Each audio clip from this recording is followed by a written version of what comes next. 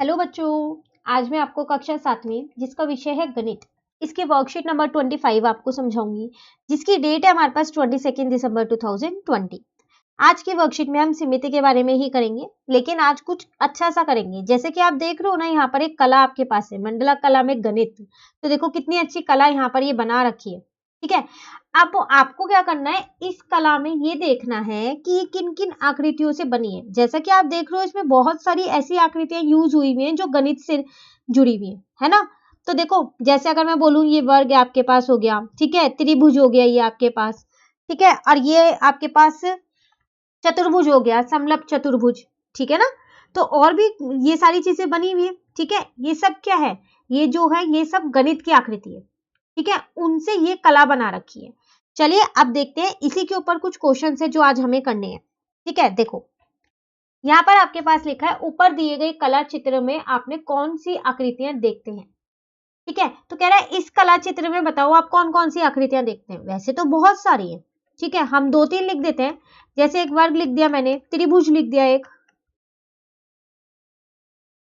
ठीक है ना। एक आप क्या करो, एक चतुर्भुज लिख दो, समलंब चतुर्भुज एक मैंने यहाँ पर लिख दिया है, ठीक है।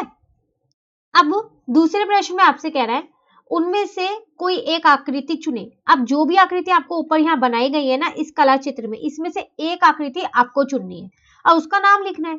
पहले में यही कह रहा है ना, उसका नाम लिखे। तो चलिए हम ऐसा करते हैं, वर्ग चुन लेते हैं और इसका नाम लिख देते हैं, ठीक है।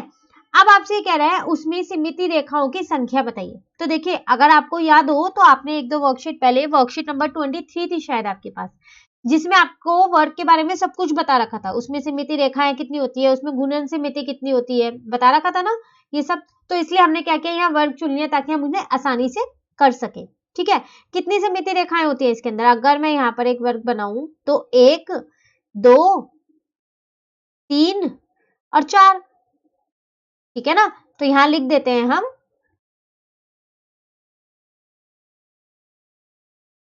सिमिति रेखा कितनी है इसके अंदर, 4 है, ठीक है।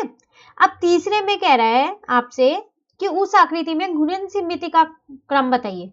तो मतलब वो कितनी बार घूम के वापसी अपनी उसी जगह पे आएगी, यही किया था ना हमने।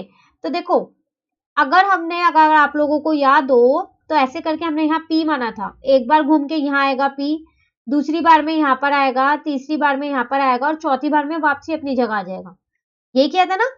ठीक है, तो कितनी बार घुमाइए, 4 बार। तो इसका आंसर आ गया,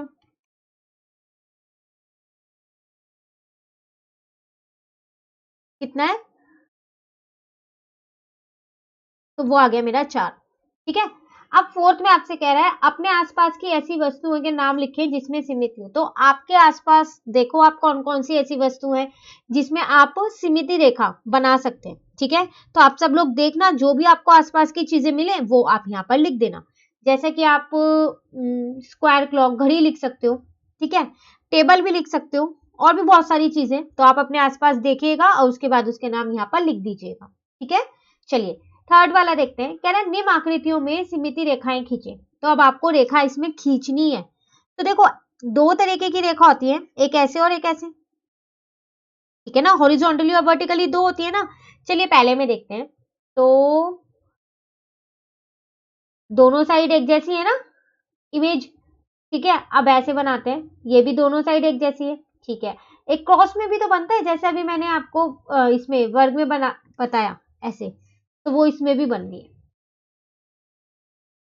ठीक है। तो आपको पेंसिल और स्केल से ही बिल्कुल अच्छे से सिमिति रेखाएं इसके अंदर बनानी है, ठीक है। उसी तरीके से इस ट्री में बनानी है। तो इस ट्री में ऐसे वाली तो नहीं बन पाएगी हॉरिजॉन्टली, तो इसके अंदर हम ऐसे बना देंगे, ठीक है। बनाना इस तरीके से कि जो इधर की इमेज है और जो इधर की इमेज है वो एक जैसी हो बिल्कुल, ठीक है। चलिए इसमें बनाते हैं, इसमें बनाते हैं, लो बन गई। ये भी ऐसे नहीं बन पाएगी हॉरिजॉन्टली, क्योंकि फिर दोनों जो इमेजेस है वो एक जैसी नहीं होंगी, ठीक है ना। तो ये आपके पास क्वेश्चन नंबर 3। चलिए क्वेश्चन नंबर 4 करते हैं, बहुत आसान सी वर्कशीट है आज की आपके पास। देखो, निम्न आकृतियों में कौन सी सिमिति रेखा है। अब आपको ना यहाँ पर ये रेखा खींच के दी है, सिमिति रेखा आपको बतानी है कौन सी है, M1 है, M2 है, या दोनों है। तो अगर आप ध्यान से देखो पहली आकृति में, तो M2 तो बन रही है, क्योंकि ये वाली इमेज और ये वाली इमेज एक जैसी है, लेकिन M1 तो सिमिट्री रेखा नहीं है, क्योंकि जब इसने इस आकृति को दो भागों में बांटा तो दोनों ही भाग इसके अलग अलग है, एक जैसे नहीं दिख रहे हैं, नहीं ना, तो इसके अंदर मतलब कौन सी है, M2 है। अब अगर उसी तरीके से दूसरी आकृति में मैं देखूं तो देखो इसमें M1 भी है, क्योंकि ये वाला भाग पे जो चित्र यहाँ बना हुआ और ये वाला दोनों एक जैसे है। उसी तरीके से अगर मैं M2 देखूं तो ये वाला और ये भी एक जैसे है, तो इसका मतलब इसमें दोनों है, दोनों M1 और M2, ठीक है ना। चलिए क्वेश्चन नंबर 5 देखते हैं। कह रहे दी गई आकृति में, अब एक आकृति आपको दे रखी है और उसमें आपको क्या बताना है, गुणन सिमिति का क्रम। तो कैसे बताएं, मान लेते हैं यहाँ हम इसको P, एक बार घुमाओ तो ये P यहाँ पर आ जाएगा, एक बार और घुमाओगे तो ये P यहाँ पर आ जाएगा, एक बार और घुमाओगे तो ये P यहाँ पर आ जाएगा, फिर घुमाओगे तो यहाँ आएगा। कितनी बार आपने घुमाया, 1 2 3 4, है ना। तो गुणन सिमिति कितनी आ गई इसके अंदर, वो आ गया आपके पास 4, ठीक है। सेकंड वाले में आपसे इसमें कह रहा है गुणन कोण का माप लिखें, तो माप निकालना हमने सीखा था ना, गुणन कोण का माप कैसे निकालते थे, जितने गुणन सिमिति का क्रम है उसको क्या करते थे, 360 को उससे डिवाइड करते थे, यही करते थे ना। तो चलिए वो निकाल देते हैं। तो 360 डिवाइडेड बाय 4, ठीक है ना, तो कितना आ जाएगा, 90 डिग्री। इसका मतलब गुणन कोण का माप कितना है, 90 डिग्री, ठीक है। तो ये थी आपके पास आज आसान सी वर्कशीट जिसमें 5 क्वेश्चन थे। अब वर्कशीट नंबर 26 जो है वो हम अपनी नेक्स्ट वीडियो में करेंगे। तो अगर आपको ये वीडियो अच्छी लगी तो आप इसे लाइक जरूर कीजिएगा और मेरे चैनल को सब्सक्राइब कीजिएगा। Thank you.